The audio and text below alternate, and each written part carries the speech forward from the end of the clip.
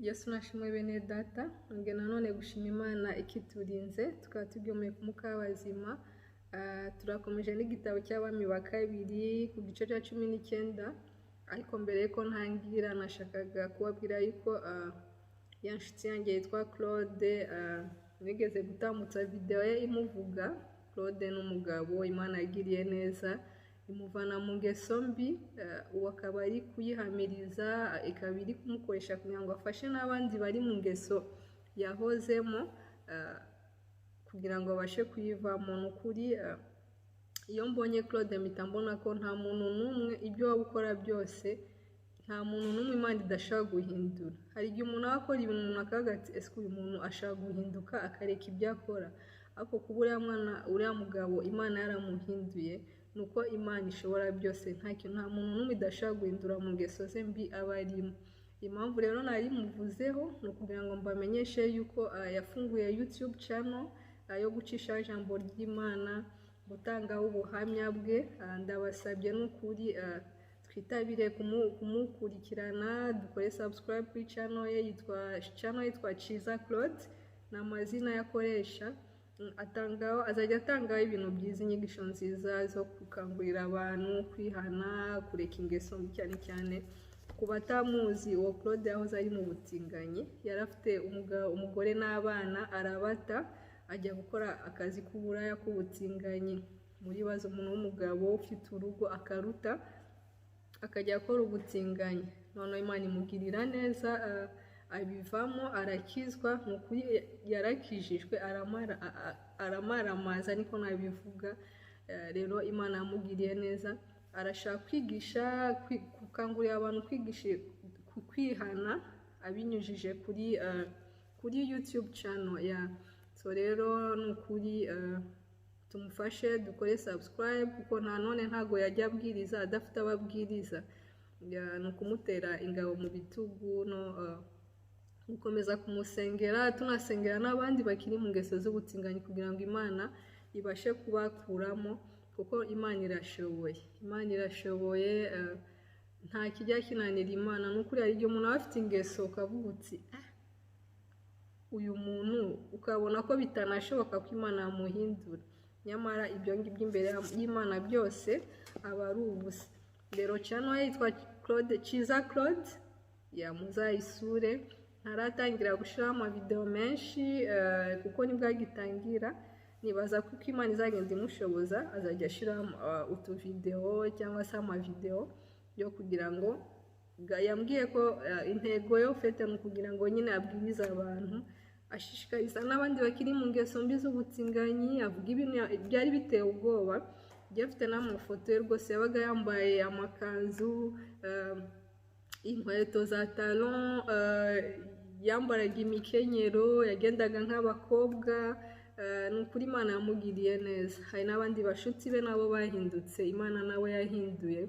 Ntago ari kubikora kubera izindi nyungu. Hari abantu batekereza wenda ko ibintu byo kuba bari kuva mu butinganyi bari abana Imana yagiriye neza bafite izindi nyungu, cyangwa se ari ubukene buri kwibatera ngo kubera covid. Oya, ni ukuri twaraganiriye. Claude yaramaramaje mu nzira z'Imana, yarambwiye ati niyo hazi iki, ni ukuri Imana nsenga icyo genda kurwanirira ni kugira ngo azabone ubugingo buhoraho, kandi Imana iri kumukoresha kugira ngo azane n'abandi, abavane mu nzira yo kurimbuka, abatware mu nzira ibatwara mu bugingo buhoraho. Rero ni ukuri ababishoboye tumutera inkunga kugira ngo tujye tubasha kubona ibiganiro acishaho. Reka dukomeze n'abami ba kabiri igice cya 19. Ni igice nkunda cyane. Ngo gusenga kwa Hezekiya. Umwami Hezekiya byumvise ashishimura imyambaro ye, yambara ibigunira, aherako yinjira mu nzu y'Uwiteka.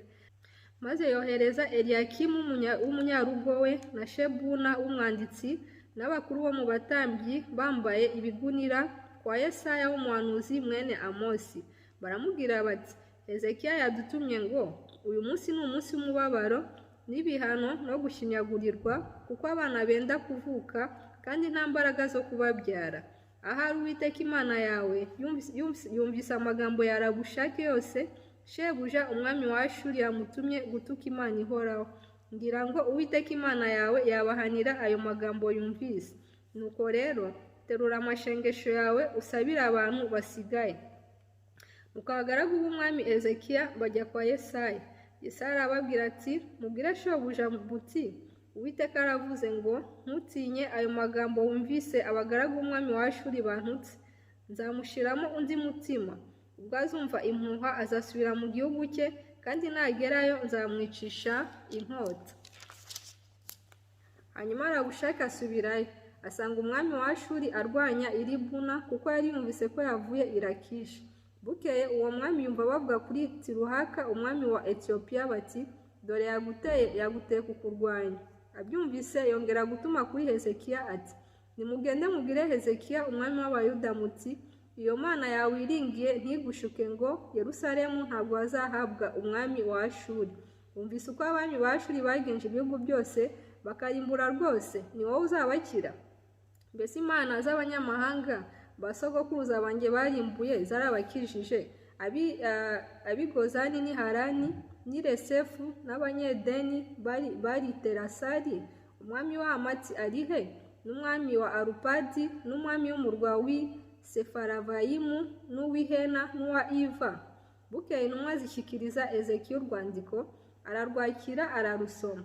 Hezekiya aherako arazamuka ajya mu nzu y'Uwiteka, aruramburira imbere y'Uwiteka.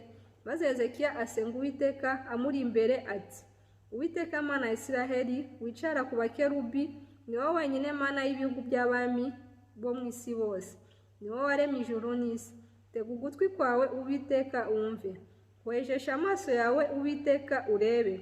Umva amagambo ya Senakeribu yatumye gutuka Imana ihoraho. Icyakora Uwiteka, abami ba Ashuri barimbuye ayo mahanga n'ibihugu byayo, bajugunye imana zabo mu muriro, kuko zitari imana nyamana, ahubwo zaremwe n'intoki z'abantu mu biti no mu mabuye. Nicyo cyatumye bazirimbura. Nuko none Uwiteka Mana yacu, ndakwingiza udukize amaboko ye, kugira ngo abami bo mu isi bose bamenye ko ari wowe wenyine Uwiteka Imana. Umurongo wa 20 ku gice cya 19 aravuga ngo Yesaya ahanura ibizaba ku mwami wa Ashuri azize umurengwe. Hanyuma Yesaya mwene Amosi atuma kuri Hezekiya ati Uwiteka Imana ya Isirayeli iravuze ngo kuko wayisabye kukurengera kuri Senakeribu umwami wa Ashuri irabikwemereye. Amen. Iri ni ryo jambo Uwiteka yamuvuzeho ngo umukobwa w'inkumi w'i Siyoni arakuneguye, araguseka akagushinyagurira. Umukobwa wa Yerusalemu akujungurije umutwe, ngo ninde watunganyije ukamutuka? Uwo wakanitse ukamureba igitsure ninde? Ni Uwera wa Isiraheli. Watukiye Uwiteka mu ntumwa zawe uravuga uti nzamukanye igitero cyinshi cy'amagare yanjye y'intambara, ngeze mu mpinga z'imisozi, mu mirenge yo hagati ya Lebanoni. Nzatema imyerezi yaho miremire n'imiberoshi yaho myiza cyane, kandi nzinjira mu ijuru ryaho ryo mu ishyamba hagati, mu isambu yaho yera. Nafukuye amazi y'ayandi mahanga ndayanywa. Nzakamisha inzuzi zo muri Egiputa zose ibirenge byanjye. Ntiwumvise uko nabigenjeje kera, mbigambiriye mu gihe cyashize? None ndabishohoje, kugira ngo urimbure imidugudu igoswe n'inkike, uyihindure ibirundo by'amatungo. Nicyo cyatumaga abaturage bayo batagira intege nke, bagakuka umutima, bagakorwa n'isoni, bakaraba nk'ubwatsi bwo ku gasozi, nk'ubwatsi bukimera, cyangwa ubwatsi bumera hejuru y'inzu, cyangwa nk'ingano zirumbye zikirina.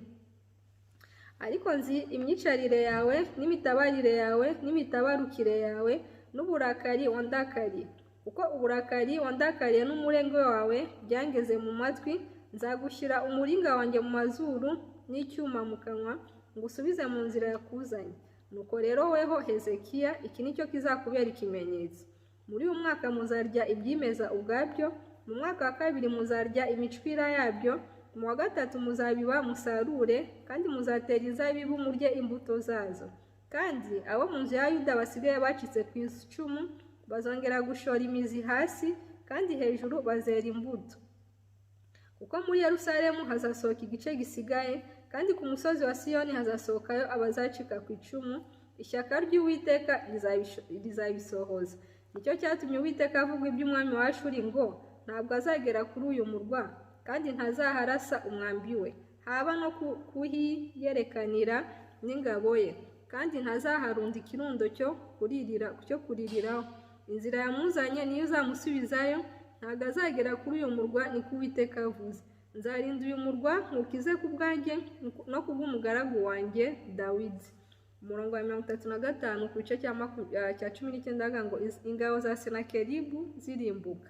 Maze mu ijoro ry'uwo munsi marayika w'Uwiteka arasohoka, atera urugerero rw'Abashuri, yica ingabo zabo 8,500.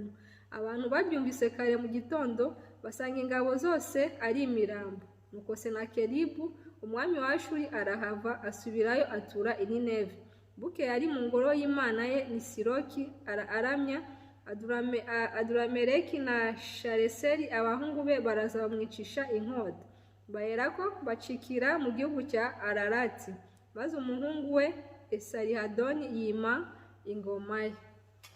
Impamvu navuze ko iki gice ngikunda cyane cy'uyu mwami Hezekiya ni uburyo yatabaje Imana mu bintu yabonaga ko bidashoboka. Inkuru twarayisomye y'uyu mwami wa Ashuri, uburyo yamusuzuguye, agasuzugura Imana, yamubwiye ati ntawe uzancikira n'iki. Hezekiya we icyo yakoze, kuko n'ubundi mu bushobozi bwe nk'umuntu yabonaga ingabo uyu mwami afite, akabona ko ntaho azazicikira, uko bizagenda kose azabarimbura. Yiyambaza Imana itari ibigirwamana abami bandi basengaga, yiyambaza Imana ishobora byose. Twabonye rero uburyo Imana yamutabaye, nta nubwo bo barinze kurwana, Imana byose niyo yabyikoreye. Niyo mpamvu mu kintu cyose wanyuramo, uko cyaba kimeze cyose, kaba ari akantu gato, ni nk'akadomo cyangwa se munsi y'akadomo imbere y'Imana. Kuko hari igihe umuntu anyura mu kibazo, hari igihe umuntu aba ari muri situation akavuga ati ariko si ubu iki kintu koko, nubwo uzi neza ko Imana ishobora byose, rimwe na rimwe umutima wawe ukumva uvuga uti niyo byagenda gutya iki kintu ntabwo gishobora gukemuka. Ubu rero narwo ni urugero rwiza rutwereka uburyo Imana ari Imana y'igitangaza, ari Imana ishobora byose. Ibyo tubona twebwe nk'abana b'abantu bidashoboka, imbere yabyo ni ubusa. Niyo mpamvu rero mu bihe byose turi kunyura mu kintu cyose, icyo ari cyo cyose uko cyaba kimeze cyose kose, ntukatinye, ntukavuge ngo nzabigira nte, wumve ngo umutima uhagarare, wumve ubuzima buhagaze. Tujye twibuka igihe cyose ko hari Imana ishobora byose, hari Imana ihindura ibyo twe tubona nk'abana hano bidashobora guhinduka. Reka rero dukomeze n'igice cya 20. Aravuga ngo Hezekiya yongerwa imyaka yo kubaho. Muri iyo minsi Hezekiya ararwara yenda gupfa. Bukeye umuhanuzi Yesaya mwene Amosi aramusanga, aramubwira ati Uwiteka aravuze ngo tegeka iby'inzu yawe kuko utazakira ahubwo ugiye gutanga. Hezekiya yerekera ivure, atakambira Uwiteka ati ndakwinginze Uwiteka, uyu munsi wibuke ko najyaga ngendera mu by'ukuri imbere yawe n'umutima utunganye, nkakora ibishimwa imbere yawe. Nuko Hezekiya ararira cyane. Ariko Yesaya ataragera mu murwa hagati, ijambo ry'Uwiteka rimugeraho riramubwira riti subirayo ubwire Hezekiya umutware w'ubwoko bwanjye uti Uwiteka Imana ya sogokuruza Dawidi iravuze ngo numvise gusenga kwawe, mbona n'amarira yawe. Dore nzagukiza ku munsi wa 3, uzazamuka ujye mu nzu y'Uwiteka, kandi ku kubaho kwawe nzongeraho indi myaka 15. Amen. Kandi nzagukizanya n'uyu murwa, mbakize umwami wa Ashuri, nzawurinda ku bwanjye no ku bw'umugaragu wanjye Dawidi. Yesaya arongera aravuga ati nimuzane umubumbe w'imbuto z'umutini. Barawuzana, bawushyira ku kirashi yararwaye, aherako arakira. Amen. Hezekiya abaza Yesaya ati ni ikimenyetso ki cyerekana ko Uwiteka azamvura, kandi ko nzazamuka nkajya mu nzu y'Uwiteka ku munsi wa 3? Yesaya aramusubiza ati iki ni cyo kimenyetso Uwiteka aguhaye, gihamya yuko Uwiteka azasohoza icyo yavuze. Urashaka ko igicucu kijya imbere intambwe 10, cyangwa ko gisubira inyuma intambwe 10? Hezekiya aramusubiza ati biroroshye yuko igicucu kijya imbere intambwe 10, ahubwo ntigisubira inyuma intambwe 10. Nuko umuhanuzi Yesaya atakambira Uwiteka. Uwiteka ahera aho igicucu cyari kigeze mu rugero rwa Ahazi, agisubiza inyuma intambwe 10. Ukuri uyu mwami Ezekiya ni urugero rwiza rutwereka uburyo Imana yacu ari Imana ihambaye. Nakunze cyane inkuru ya Ezekiya. N'ubu ngubu urana ni umuntu wari ugiye gupfa, Imana yari yamutumye n'umuhanuzi imubwira ko ibyo agomba gukora kuko agiye gupfa, ariko turabona ukuntu yaririye Imana. Burya iyo uciye bugufi ugasenga Imana n'umutima wawe, ihindura n'ukuri amateka. Turabona ko uyu mugabo wari ugiye gupfa Imana yamwongereye indi myaka 15.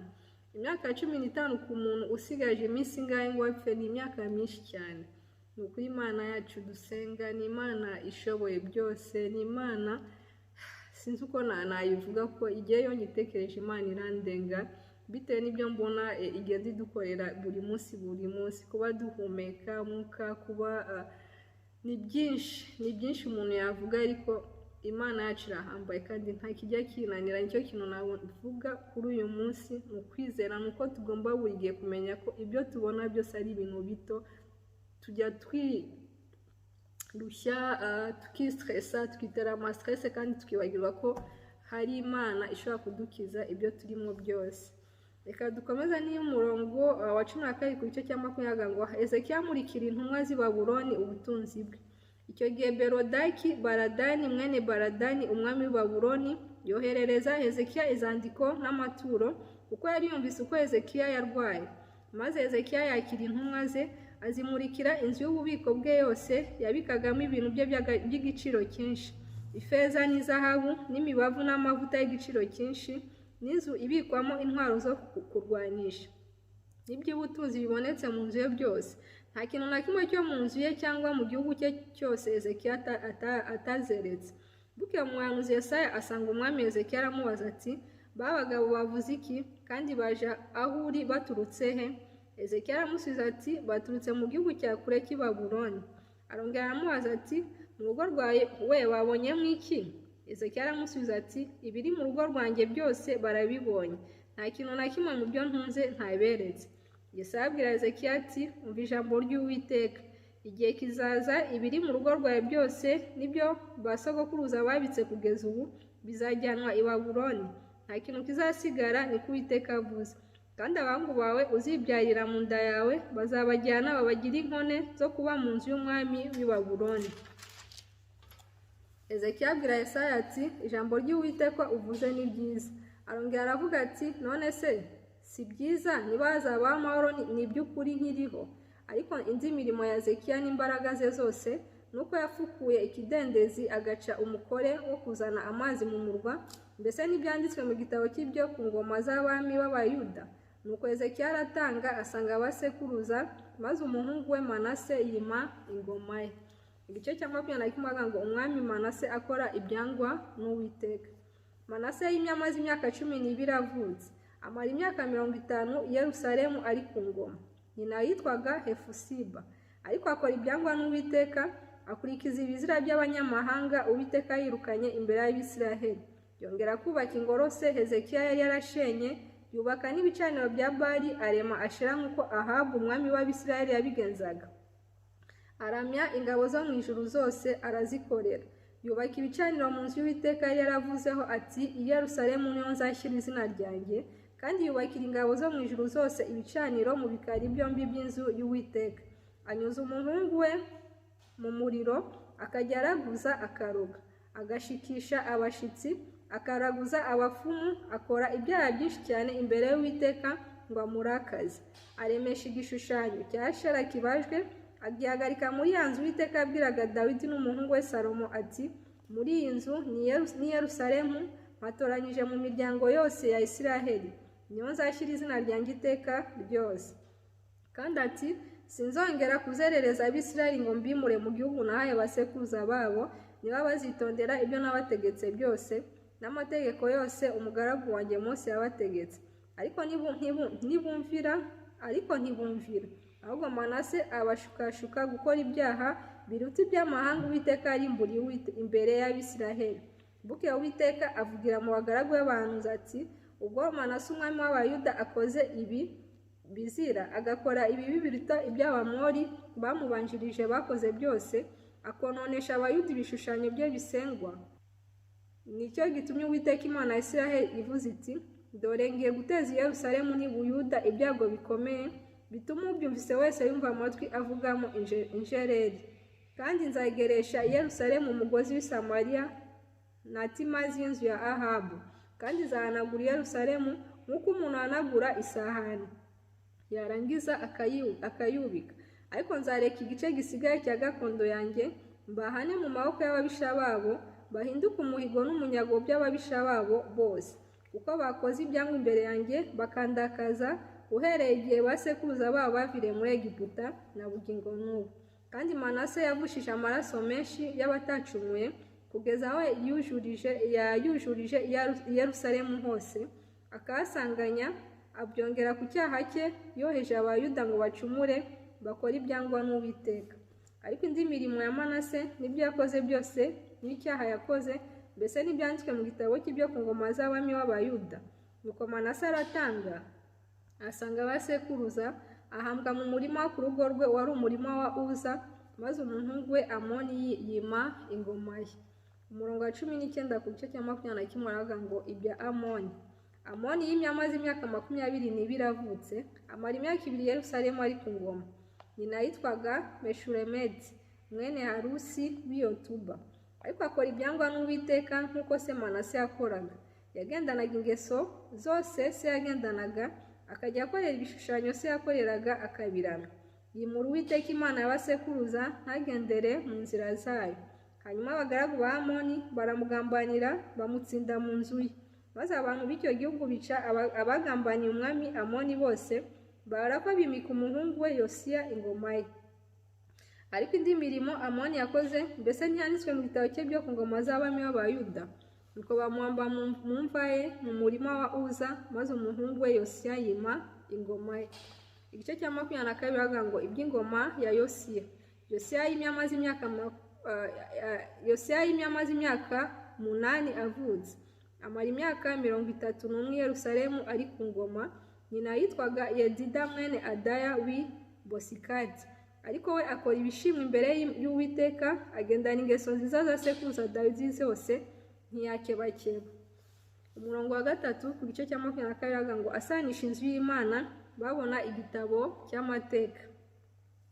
Kandi umwami Yosiya amaze imyaka 18 avutse, atuma umwanditsi we Shafani mwene Asariya mwene Meshulamu mu nzu y'Uwiteka ati, zamukusange Hirukiya umutambyi mukuru, umubwire abari feza zizanwa mu nzu y'Uwiteka, iz'abarinzi b'urugi basonzoranije mu bantu, baziye abategeka umurimo wo mu nzu y'Uwiteka, kugira ngo zihembwe abakozi bo muri iyo nzu y'Uwiteka, basane aho isenyutse nk'ababaji n'abubatsi n'abubakisha amabuye, kandi izindi bazigura ibiti n'amabuye abajwe byo gusana inzu.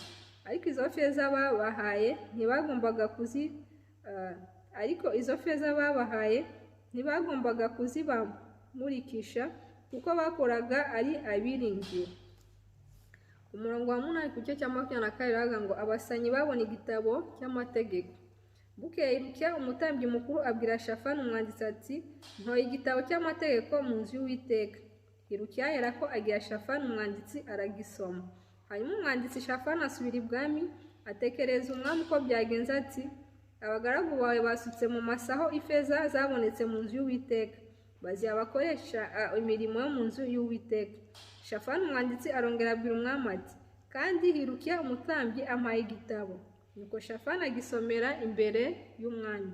Umwami amaze kumva amagambo yo muri icyo gitabo cy'amategeko, ashishimura imyambaro ye. Umwami aherako ategeka Hirukiya umutambyi na Ahikamu mwene Shafani na Akibori mwene Mikaya na Shafani umwanditsi na Asaya umugaragu w'umwami ati, nimugende mumbarize Uwiteka jye n'aba bantu n'Abayuda bose iby'amagambo yo muri iki gitabo cyabonetse mu nzu y'Uwiteka, kuko uburakari bw'Uwiteka budukongerejwe ari bwinshi, kubwa basogokuruza batumviye amagambo yo muri iki gitabo, ntibakore ibyo twandikiwe byose. Nuko Hirukiya umutambyi na Ahikamu na Akibori na Shafani na Asaya baragenda basanga umuhanuzikazi Urida mukasharumu umuhungu wa Tikuva mwene Haruhasi umubitsi w'imyambaro, kandi uwo mugore yari atuye Yerusalemu mu gice cyaho cya kabiri. Baravugana nawe arababwira ati, Uwiteka Imana ya Isirayeli iravuze ngo nimubwire uwo mugabo wabantumyeho muti Uwiteka aravuze ngo dore nzateza ibyago aha hantu n'abahatuye nk'uko byanditswe mu magambo muri icyo gitabo yose umwami w'Abayuda yasomye kuko banyimuye bakosereza izindi mana imibavu bakandakarisha ibyo bakoresha amaboko yabo byose nicyo gitumye uburakari bwanjye bukongerezwa aha hantu ntibuzimwe ariko umwami w'Abayuda wabatumye kumbaza mumubwire muti Uwiteka Imana ya Isirayeli avuga ku magambo wumvise iti kuko umutima wawe wari woroheje ubwo wumvaga ibyo navuze kuri aha hantu n'abaturage baho ko hazahinduka umusaka n'ikivume ukicisha bugufi imbere y'Uwiteka ugashishimura imyambaro yawe ukandirira imbere nanjye ndakumvise niko Uwiteka avuze nuko nzagusangisha abasogokuruza ushyirwe mu mva yawe amahoro kandi amaso yawe ntazareba ibyago nzateza aha hantu bahera ko baraza babitekerereza umwami. Umurongo wa 23 avuga ngo Yosiya agarura abantu ku Mana arwanya iby'ubupagani. Maze umwami atumira abakuru b'Abayuda n'ab'i Yerusalemu bose bateranira aho ari. Bageze aho umwami arazamuka ajya mu nzu y'Uwiteka hamwe n'abagabo b'Abayuda bose n'ab'i Yerusalemu bose bajyana nawe n'abatambyi n'abahanuzi n'abantu bose aboroheje n'abakomeye. Amagambo yose yari muri icyo gitabo cy'isezerano cyabonetse mu nzu y'Uwiteka arabasomera barayumva. Maze umwami ahagarara iruhande rw'inkingi asezeranira imbere y'Uwiteka ko azakurikira Uwiteka akitondera amategeko ye n'ibyo yahamije n'amateka ye abishyizeho umutima we wose n'ubugingo bwe bwose kugira ngo asohoze amagambo y'iryo sezerano ryanditswe muri icyo gitabo. Maze abantu bose barahagarara bihamiriza iryo sezerano. Nuko umwami ategeka Hilukiya umutambyi mukuru n'abatambyi bari mu mwanya wa kabiri n'abarinzi b'inzugi gukura mu rusengero rw'Uwiteka ibintu byose byaremewe Bali na Ashera n'ingabo zose zo mu ijuru abitwikira inyuma ya Yerusalemu mu kabande Kidironi. Umuyonga wabyo awujyana i Beteli. Yirukana abatambyi b'ikigirwamana bashyizwe n'abami b'Abayuda kujya bosereza imibavu mu ngoro zo mu midugudu y'Ubuyuda n'ahateganye n'i Yerusalemu hose. Agakuraho n'abandi boserezaga Bali imibavu bakayosereza n'izuba n'ukwezi n'inyenyeri n'ingabo zose zo mu ijuru. Akura igishushanyo cya Ashera mu nzu y'Uwiteka akijyana inyuma ya Yerusalemu ku kagezi kitwa Kidironi agitwikira kuri ako kagezi aragisiribanga kiba umuyonga. Uwo muyonga wacyo aherako awusesa ku bituro by'abakene. Asenya amazu y'abatinganyi yari mu nzu y'Uwiteka aho abagore baboheraga inyegamo zo gukingira igishushanyo cya Ashera. Akura abatambyi bose bo mu midugudu y'Ubuyuda yangiza ingoro aho abatambyi boserezaga imibavu uhereye i Geba ukageza i Berisheba. Asenya ingoro zo ku marembo, imwe yari ku irembo ryo kwa Yosuwa igisonga cy'umurwa, iyindi yari ibumoso bw'irembo ry'uwo murwa. Abatambyi bo mu ngoro ntibarakazamuka ngo bajye ku cyotero cy'Uwiteka i Yerusalemu, ahubwo bajyaga basangira na bene wabo imitsima idasembuwe. Kandi yangiza n'itofeti hari mu gikombe cya Bene Hinomu ngo he kugira umuntu wese unyuriza Moleki umwana we w'umuhungu cyangwa w'umukobwa mu muriro. Akuraho amafarashi abami b'Abayuda bari baratekereje izuba ahajya mu nzu y'Uwiteka iruhande rw'inzu ya Natanimeleki umunyanzu hahereranye n'urusengero. Atwika n'amagare yari yaraterekerejwe izuba. Kandi ibicaniro byari hejuru y'inzu ya Ahazi yo hejuru, iby'abami b'Abayuda bari barubatse n'ibyo Manase yari yarubatse mu bikari byombi by'inzu y'Uwiteka nabyo umwami arabisenya. Amaze kubimenagura abikurayo, umukungugu wabyo awujugunya mu kagezi kitwa Ikidironi. Kandi ingoro zari ziteganye n'i Yerusalemu zari iburyo bw'umusozi w'irimbukiro, izo Salomo umwami wa Isirayeli yubakiye Ashitoreti ikizira cy'Abasidoni, na Kemoshi ikizira cy'Abamowabu, na Milikomu ikizira cy'Abamoni. Umwami arabyangiza, avunagura inkingi, atema ibishushanyo bya Ashera, kandi aho byabaga ahuzuza amagufwa y'abantu. Umurongo wa 15 ku gice cya 20 ngo Yosiya asohoza ibyahanuwe ku ngoma ya Yerobowamu.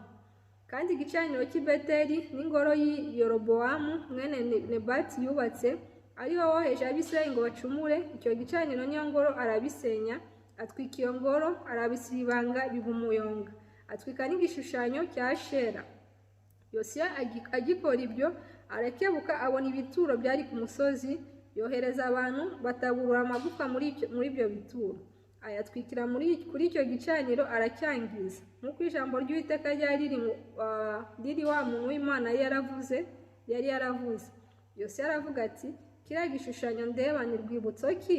Abanyarurembo baramusubiza bati, ni igituro cy'umuntu w'Imana waturutse i Buyuda, ahanurira ku gicaniro cy'i Beteli ibyo ukoze ibyo. Umwami aravuga ati, we nimumureke, ntihagire umuntu utaburura amagufwa ye. Nuko amagufwa ye bareka n'ay'umuhanuzi wavuye i Samariya. Kandi amazu yose y'ingo zo mu midugudu y'i Samariya abami b'Abisirayeli bari barubatse barakaza Uwiteka, Yosiya ayakuraho, ayagenza uko yagenje ay'i Beteli kose. Yicira abatambyi bose bo mu ngoro zari zihari ku bicaniro byazo, abitwikiraho amagufwa y'abantu, irangiye asubira i Yerusalemu. Umurongo wa 21 ku gice cya umurongo wa 23 haravuga ngo baziririza Pasika. Hanyuma umwami ategeka abantu bose ati, nimuziririze Uwiteka Imana yanyu Pasika nk'uko byanditswe muri cya gitabo cy'isezerano. Ntabwo baherukaga kuziriza Pasika bihwanye n'ubwo, uhereye igihe abacamanza baciraga Abisirayeli imanza kugeza ubwo haba no ku ngoma zose z'abami b'Abisirayeli n'iz'Abayuda. Pasika iyo yaziririjwe mu mwaka wa 18 w'umwami Yosiya, bayiziririza Uwiteka i Yerusalemu. Kandi abashitsi n'abapfumu na terafimu n'ibishushanyo bisengwa n'ibizira byose byabonetse mu Buyuda n'i Yerusalemu na Yosiya abikuraho, kugira ngo asohoze amagambo y'amategeko yanditswe mu gitabo Hilukiya umutambyi yabonye mu nzu y'Uwiteka. Kandi nta mwami mu bamubanjirije wari uhwanye nawe, wahindukiriye Uwiteka n'umutima we wese n'ubugingo bwe bwose n'imbaraga ze zose, akurikije amategeko ya Mose yose, ndetse no mu bamuherutse nta wahwanye nawe. Ariko rero Uwiteka ntiyahindukiye ngo areke uburakari bwe bugurumana, yarakariye Abayuda, abahoye ibyo Manase yakoreye kumurakaza byose. Uwiteka aravuga ati, nzakura Abayuda imbere yanjye nk'uko nakuyeho Abisiraheli, kandi nzahakana Yerusalemu, iyo umurwa nitoranyirije, n'inzu nari naravuzeho nti nimo izina ryanjye rizaba. Ariko indi mirimo ya Yosiya n'ibyo yakoze byose, mbese n'ibyanditswe mu gitabo cy'ibyo ku ngoma z'abami b'Abayuda. Ku ngoma ya Yosiya, Farawo Neko umwami wa Egiputa arazamuka atera umwami wa Ashuri ku ruzi Ufurati. Umwami Yosiya nawe atera Farawo, ariko Farawo aramutsinda i Megido. Abagaragu be bakura intumbi ye i Megido, bayishyira mu igare ry'intambara, bamujyana i Yerusalemu, bamuhamba mu mva ye. Abantu bo mu gihugu bajyana Yowahazi mwene Yosiya, bamwimikisha amavuta amugira umwami, yima ingoma ya se. Yowahazi yimye amaze imyaka 23 avutse, amara amezi 3 Yerusalemu ari ku ngoma. Nyina yitwaga Hamutali umukobwa wa Yeremiya w'i Libuna, akora ibyangwa n'Uwiteka nk'ibyo basekuruza bakoraga byose. Hanyuma Farawo Neko amubohera i Libuna mu gihugu cy'i Hamati, kugira ngo adategeka i Yerusalemu. Abo mu gihugu cy'Abayuda abaca icyiru cy'itaranto z'ifeza 100 n'itaranto imwe y'izahabu. Maze Farawo Neko yimika Eliyakimu mwene Yosiya asimbura se ku ngoma, ahindura izina rye amuhimba Yehoyakimu. Nuko avanayo Yowahazi amujyana muri Egiputa agwayo. Maze Yehoyakimu aha Farawo izo feza n'izahabu, ariko ategeka abo mu gihugu cy'Abayuda ko aribyo bazitanga nk'uko Farawo yategetse. Yaka umuntu wese uwo mu gihugu ifeza n'izahabu uko yazibacaga, ngo abihe Farawo Neko. Yehoyakimu yimye amaze imyaka 25 avutse, amara imyaka 11 Yerusalemu ari ku ngoma. Nyina yitwaga Zebida umukobwa wa Pedaya w'i Ruma. Yakoze ibyangwa n'Uwiteka nk'uko n'ibyo basekuruza bakoze byose. Igice cya 24 aravuga ngo Nebukadinezari atsinda Yerusalemu. Ku ngoma ya Yehoyakimu, Nebukadinezari umwami w'i Babuloni arabatera. Yehoyakimu amuyoboka imyaka 3, ariko iyo myaka ishize aramuhinduka, aramugomera. Maze Uwiteka amuteza ibitero by'Abakarudaya n'Abasiriya n'Abamowabu n'Abamoni, arabohereza abatezi i Buyuda ngo baharimbure, nk'uko Uwiteka yari yaravugiye mu bagaragu b'abahanuzi. Ni ukuri itegeko ry'Uwiteka niryo ryatumye ibyo biba ku bayuda kugira ngo abikure imbere abahoye ibicumuro Manase yacumuye byose n'amaraso y'abatacumuye yavushije kuko yujuje Yerusalemu amaraso y'abatacumuye Uwiteka yanga kubimubabarira. Ariko indi mirimo ya Yehoyakimu n'ibyo yakoze byose mbese n'ibyanditswe mu gitabo cy'ibyo ku ngoma z'abami b'Abayuda. Nuko Yehoyakimu aratanga asanga abasekuruza maze umuhungu we Yehoyakini yima ingoma ye.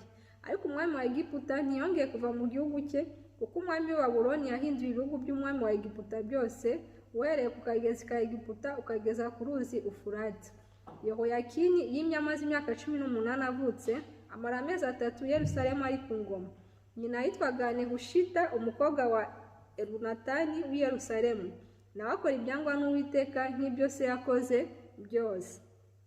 Icyo gihe abagaragu ba Nebukadinezari umwami wa Babuloni barazamuka batera Yerusalemu bagota uwo murwa. Bukeye Nebukadinezari umwami wa Babuloni arihagurukira ubwe atera uwo murwa abagaragu be bakiwugose. Nuko Yehoyakini umwami w'Abayuda arasohoka yitanga kuri uwo mwami wa Babuloni, we na nyina n'abagaragu be n'ibikomangoma bye n'abatware be. Uwo mwami w'i Babuloni mu mwaka wa 8 ari ku ngoma nibwo yafashe Yehoyakini asahura iby'ubutunzi byo mu nzu y'Uwiteka byose n'ibyo mu nzu y'umwami, amenagura ibintu by'izahabu byo mu rusengero rw'Uwiteka byose Salomo umwami wa Isirayeli yaremye nk'uko Uwiteka yavuze. Ajyana ab'i Yerusalemu bose ari imbohe hamwe n'ibikomangoma n'abanyambaraga bose n'intwari. Imbohe zose zari inzovu imwe hamwe n'abanyabukorikori b'abahanga n'abacuzi, ntawasigaye keretse abatindi hanyuma y'abandi bo muri icyo gihugu. Nuko ajyana Yehoyakini i Babuloni n'umugabekazi n'abagore b'umwami n'inkone ze n'abatware b'ibihugu abakuru Yerusalemu abajyana i Babuloni ari imbohe. Kandi abantu bose b'abanyambaraga uko ari 7,000 n'abanyabukorikori b'abahanga n'abacuzi uko ari 1,000 bose bari abanyambaraga bazi iby'intambara. Abo ni bo umwami wa Babuloni yajyanye i Babuloni ari imbohe. Nuko umwami yimika Mataniya se wabo wa Yehoyakini ahindura izina rye amuhimba Sedekiya.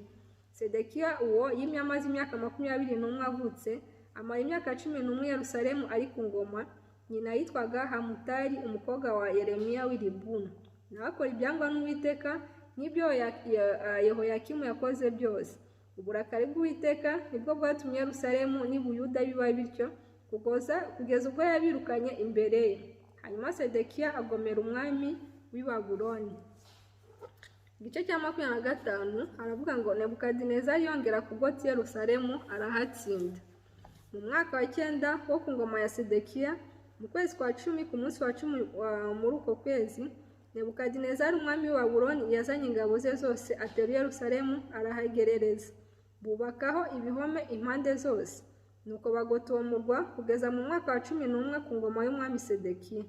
Ku munsi wa 9 mu kwezi kwa 4 inzara yabaye nyinshi muri uwo murwa, abantu muri icyo gihugu babura ibyo kurya. Hanyuma abakarudaya bakicyuho mu nkike y'umurwa, ingabo zo muri wo zose zirahunga iryo joro, zica mu nzira yo mu irembo ryo hagati y'inkike ziyereranye n'umurima w'umwami, kandi abakarudaya bari bagose umurwa impande zose.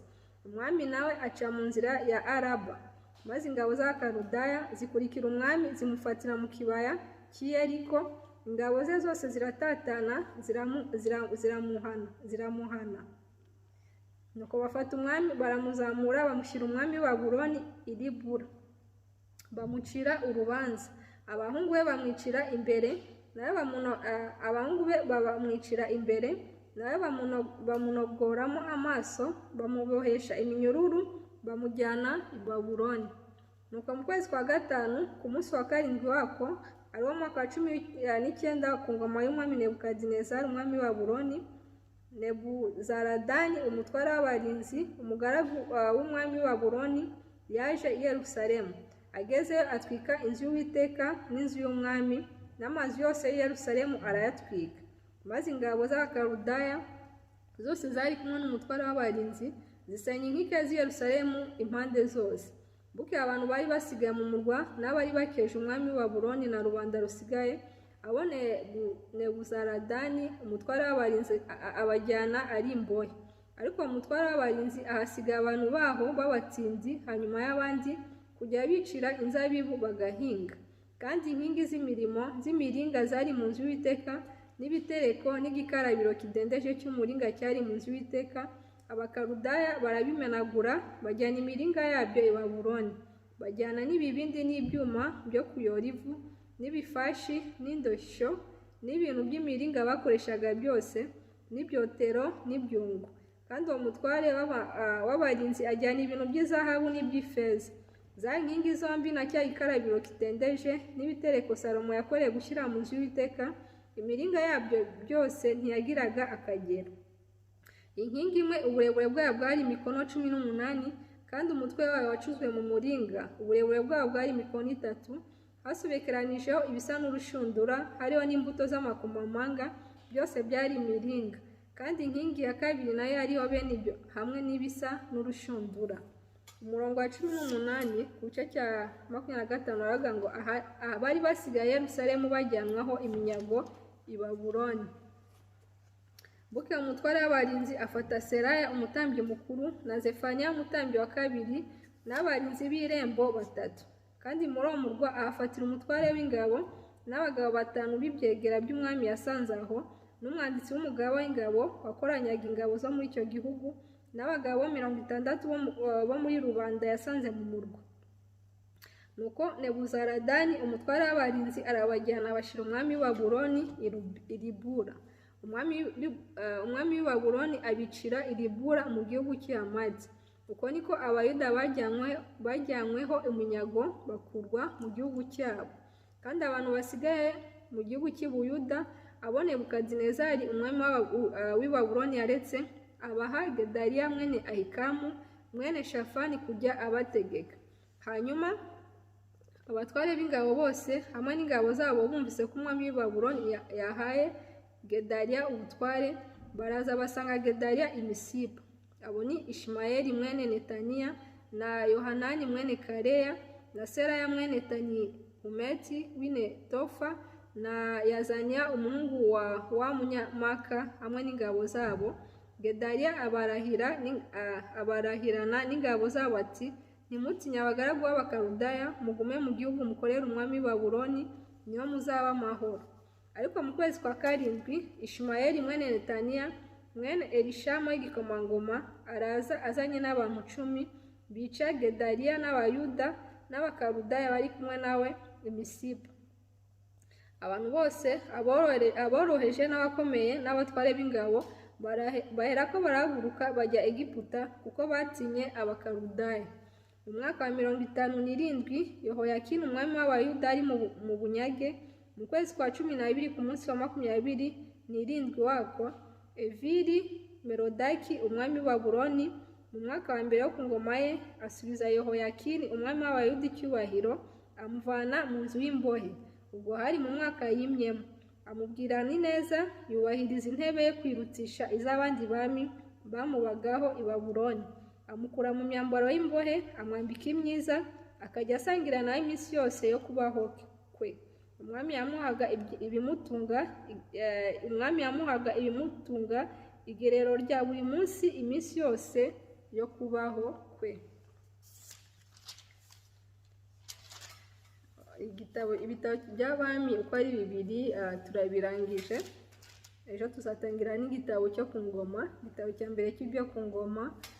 Mwakoze cyane kubana nanjye, Imana ikomeze kuturinda twese aho turi, tuzakomeza ubutaha.